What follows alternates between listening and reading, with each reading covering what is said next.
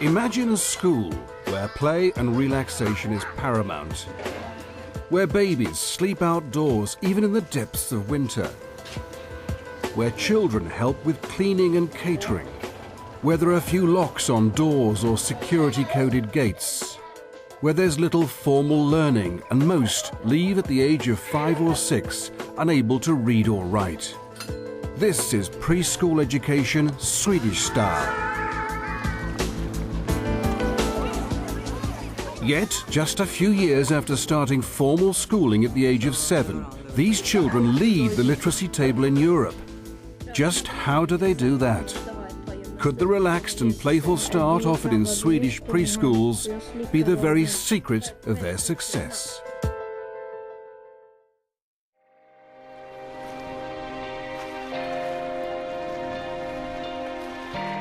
Dawn breaks in Motala, a small town set beside Sweden's second biggest lake. And already parents are arriving at this state preschool, which takes 1 to 6-year-olds and is open from 6 a.m. to 6 p.m. I start at 7. That's why I leave my children so early. Both me and my husband starts at 7 o'clock. Yeah. So it's very important. It's the difference between having an opportunity to have a job and not having that opportunity. Really? It's very, very important. It's not free, but heavily subsidised. The most parents pay is just £7.50 per child for a whole day, and that includes all meals, drinks and snacks. Maten på bordet och händerna i knä. Maten på bordet och varsågod och ät. The day starts with a song and is followed by breakfast. No marmalade, jam or sugar-coated cereals, just homemade bread, cheese and porridge. We sit in different rooms to have a smaller group. It's like the family at home. The same vertically grouped classes will eat, socialise and play in these homely rooms for their entire time at the preschool. So there's no anxiety about going up to a new class each September.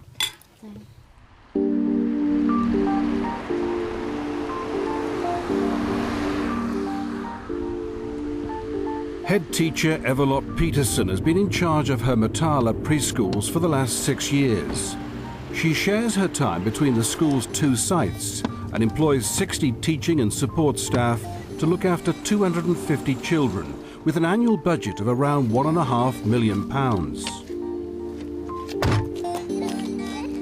Sweden spends 3 times more on nursery education than the UK, but doesn't burden professionals like Everlott with testing and excessive paperwork.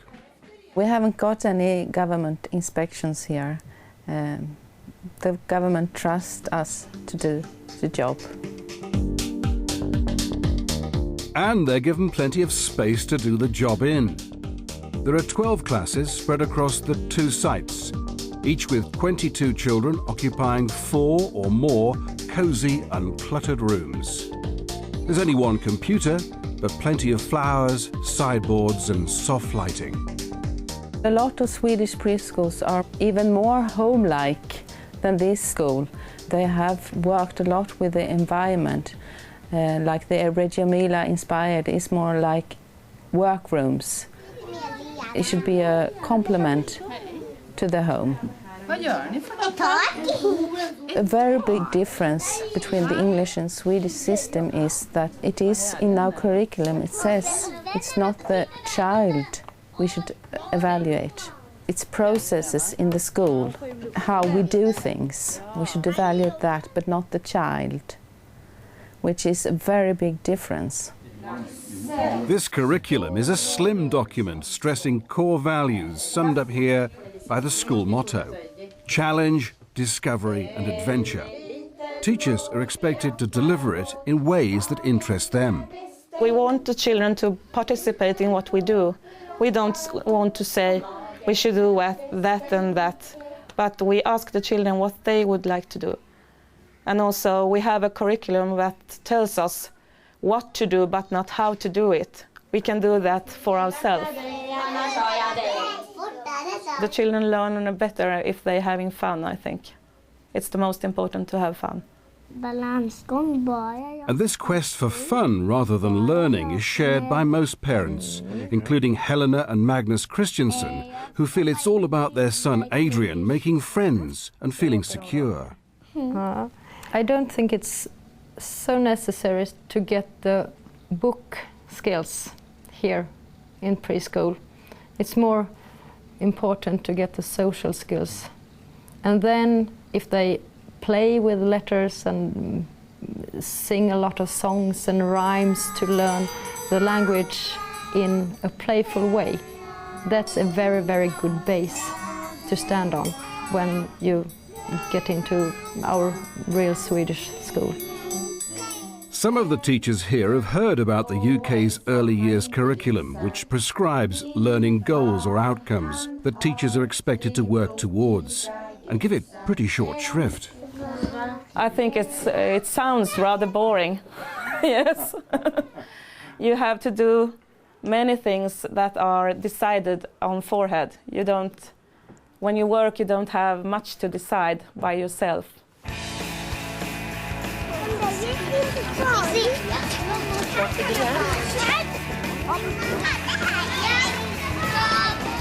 Every day we go out, even if the weather is bad.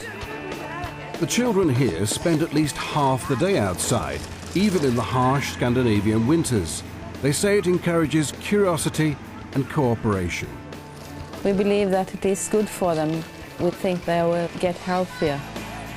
There's a big emphasis on physical skills to help build confidence and self-esteem.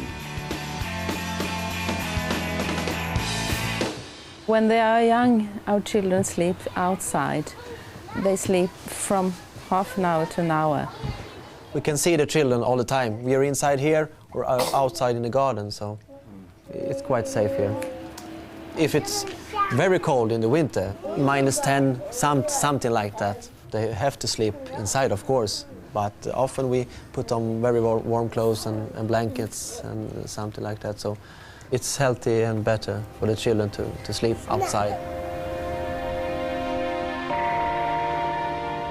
And where will these hardy children grow up? Motala is a quiet semi-industrial town with a population of 30,000. It has a sizable immigrant community, about 25%. It lies midway between Stockholm and Gothenburg, beside Lake Vättern.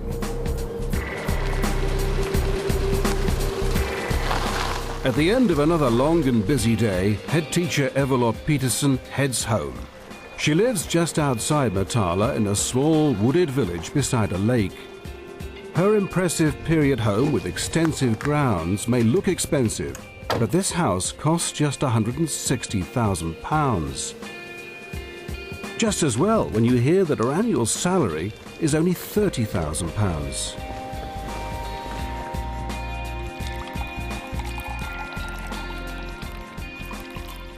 Must be good, this wine. Husband Phil is from England, a teacher who taught in Birmingham for many years. He's now semi-retired, but still spends 2 days a week in the classroom teaching English to students who once attended Evelot's preschool. And they've clearly impressed him. I think the literacy skills, as far as I see them, and I see them in relation to their second language learning, of course, English, then their levels are very good. Can you find out how many countries in the world have a national cricket team? Did anybody manage to do that? How many countries? 16. 16? Okay. Can anybody think why these particular countries play cricket? Why is it, do you think? It's English colonies. English colonies. That is a perfect answer. Formal schooling officially doesn't start till 7. The normal sort of compulsory school age is 7 to 16. And before 7, reading and literacy aren't really matters of concern. I'm going to ask you how old you were when you first started to read and write, to learn to read and write. 5 or 6. 5 or 6? 5. 6 or 7. 6 or 7? 5 or 6. 6. When I first came across this, I was quite sort of taken aback by it. Was there anybody who was ever worried about learning to read and write? No. Nobody. If this was in England, we'd be thinking there's something wrong here. You know, why aren't they reading? Why haven't they got further in their development? It's not as if they aren't developing perfectly well. They are. I mean, they're bright, young children. It's a good time to learn to read and write around 5 or 6 because you think a lot of things are interesting and you want to learn stuff because older kids learn stuff. You want to be like them. I think 3-year-olds must have the chance to be kids, and then when they grow older they can have the opportunity to learn and read. It's your time then to be a baby, not to learn. Allowing time to be a baby. Perhaps that's the key to understanding the success of preschools in Sweden. Their governments say this should be a place of fun for 1 to 6-year-olds to feel safe and secure. A place where they learn almost exclusively through play and where they do things for themselves. We try to get the children doing as much as they can themselves.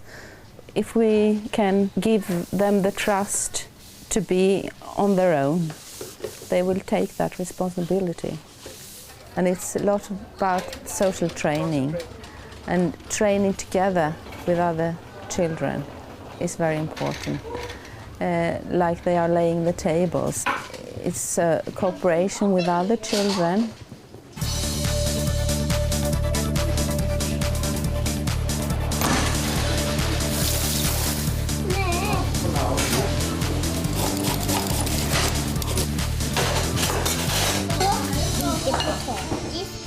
The type of food the children serve and eat is an integral part of preschool life too. Jamie Oliver would be thrilled. It's all wholesome, natural and wherever possible, organic. I always have fruit or vegetables to every meal. It always have to be as fresh as possible. I always make everything myself, bake my own bread, just because it tastes better, much healthier. When my children were small and went to preschool, every time there was a birthday, the children had ice cream or cake. They don't do that today because they're much more aware of the sugar, the problem with the sugar. Today I'm making something called kåldolmar. Typical Swedish, it's minced meat with cabbage. You put minced meat into the cabbage and then you prepare it in the oven.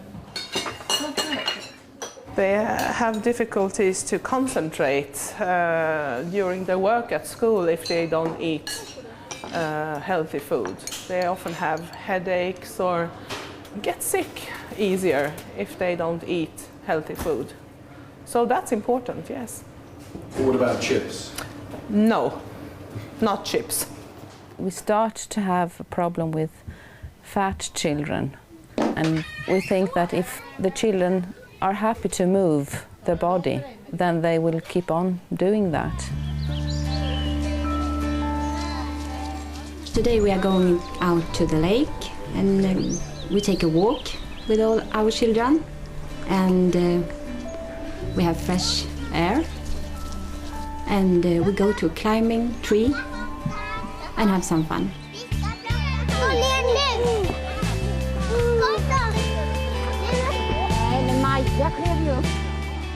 It's very important to be outside and to run and jump.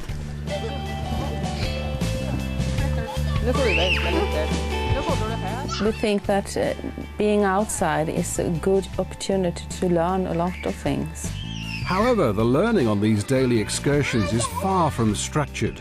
No formal questions or worksheets, but plenty of time to play with the children. The class explore the lake and woods using all their senses, but there's no expectation on the practitioners to collect evidence about what the children see, feel and understand. I do know something about the kind of evidential gathering systems that are in place in preschool in the UK now, and there isn't that here. There's much more attunement to individual needs. You're not working towards testing, for example. There's almost a logic that demands that you work to the tests and everybody's treated the same, because that's the only way you can do that. If there aren't any tests, you work to the individuals. That seems to me to be a difference in the way the whole system's structured. It follows that in preschool there are no formal lessons as such, not even in literacy. Då klappar vi händerna samtidigt. Maximilian! Oj, vad många! We don't teach reading and writing in that systematical way. We are trying to build a base for reading and writing. These rising sixes play games with language 3 times a week. It's called Literacy Hour, but you won't find phonics, big books or plenaries. Här står det elefant. They meet in small groups perched on adult-sized chairs to match the dimensions of the grown-up world outside. Här står det krokodil. Krokodilen. If the child is very interested in letters, of course they will write letters and we show them how to do it. But they don't need to. Krokodil. It's their choice. If they are interested, they will do it. Krokodil. When the time that the children live here, they have a good start to begin reading in the school. If the children here look happy and content, it may have a lot to do with the fact that the same class have been together since starting preschool. The Swedes feel this continuity of care is vitally important. They're big on continuity. Until recently, the Motala City Council was run by the same party for 58 years, which certainly helps create a consistent education policy. We work a lot with language development through play and don't believe it's necessary to have so much formal learning. You can't force a child to learn to read. I think parents are good at spending time reading with their children, and we encourage this. Airport worker Pele Eric works shifts, which means he often gets the chance to collect his daughter Stella from the preschool. It's just a short drive from their home. Parents here send their children to the nearest community school. There's no competition for places and no scrabble to get into a school with the best results, because they don't have league tables. Stella is 2 years old and has just started her 2nd year, and like all the other children, joined a vertically grouped class. No. Huh? I think it's a good thing to have different ages. She will learn from the older kids. Maybe it's not all good, but maybe she can teach something to the younger kids when they arrive at the nursery school. They will learn as soon as they want to, not earlier. It's she will develop in small steps. When they're interested, then they can start to read. Now it's pictures and the words come out from there, and it has to take time. They can't be grown too fast. I think the most important thing is for her to be happy. All parents can track their children's progress at the preschool by reading the pupil portfolios that are kept in each classroom. For me, it's not important that they know how to read and write when they finish preschool. It's important that maybe if they're having fun by learning the alphabet, then they will learn it, and they will learn how to count to 10 or 20, the numbers, and maybe they can say 1 + 1 is 2, because they think it's fun. And I think that's a good start when they enter the normal school. My feelings are that if you are a secure kind of person, you are a better learner. If you're allowed to play and you have grown-ups that help you communicate with your friends, and then you will be a secure human being, and you will learn faster, and you will think that it's fun. Here you won't find parents boasting about academic attainment. I think parents still compare their children with each other, but maybe in other skills. My child can know how to swim and is only 4 years old, or he knows how to play football or go by a bicycle and is only 5 years old. I think they compare in other things than learning how to read and write. I know it's there in the UK culture and it's very deeply embedded. I mean, I remember it from when I was a child. You know, it was a big thing that I could read at an early age, and it was kind of good that I could do that, and it showed my intelligence that I could do that, as my parents thought. There clearly isn't that problem here. And this relaxed, non-prescriptive attitude to reading and writing doesn't appear to hinder the Swedish pupils. In fact, it's the opposite. Sabotage är ett gammalt ord. Kommer från ett språk som talas i stora delar av... By the age of 10, they excel in literacy, topping the European League table. It's not only that in Sweden it seems as if they finish up with higher levels, ultimately. They also finish up with lower levels of illiteracy. That might actually be more significant. And I begin to wonder if, in fact, by focusing so much on literacy in the early years in the UK, by the time they get to the age of 7 or 8, there's a significant portion of children who are already deemed failures and to have failed. And of course we know once that's set in, it's very difficult to turn round. Loppans gymnastikskor var nästan för små och väldigt utslitna. When they start school when they are 7 years old, most children are very excited. Now we're going to start school, I'm going to learn how to read and write and count and all this. So I think they're more excited of school. I think it's more interesting because they have been children up to 6 and played around and have fooled around and having fun. I just wonder whether that's part of the difference, the lack of that testing regime, the lack of that urgency to have them reading by 5 or 6. It may be that more naturally the children, certainly within Sweden it seems to be the case, progress onto that kind of activity in terms of their, if you like, I don't know, neurological development or their understanding of the world at a slightly older age. And through doing it at a slightly older age, they're more likely to pick up on it across the board, if you like. The secret is that we work with every child's needs. That is why we have been so successful in Sweden.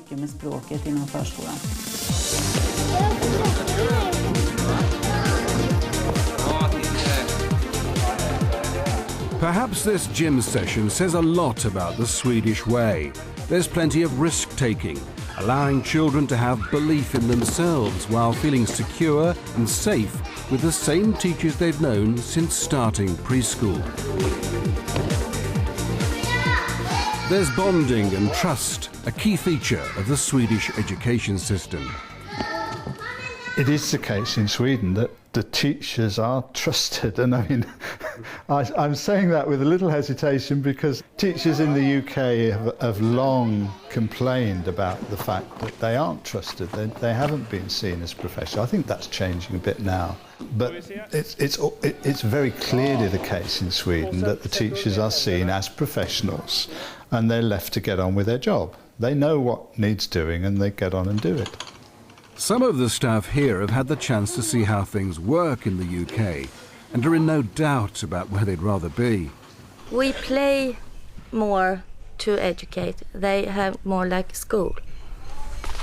And what do you think of that? I think that what we do are better.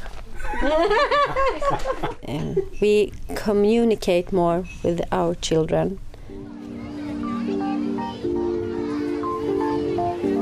So, let's imagine Everlot Peterson was given the chance to transplant her preschool into the UK. A school free of targets and testing, where children are not overstimulated but given the space to play and develop.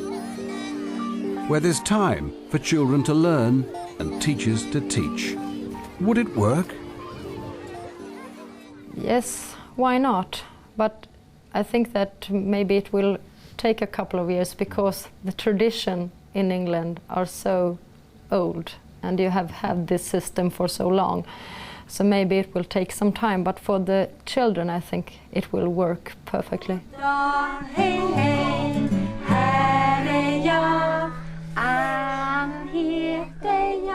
I think the children will get used to it quite quick. But maybe the teachers and parents and all the adults, it takes longer time for them to get used to something new.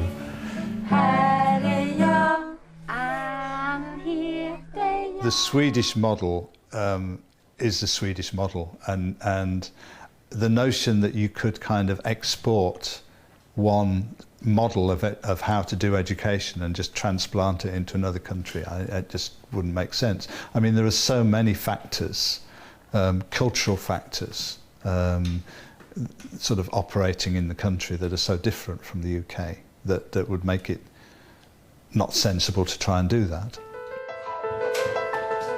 And of course there's the small question of money. Does the Swedish model only work so well because it's been so well funded over so many years? Or perhaps it works because they have faith.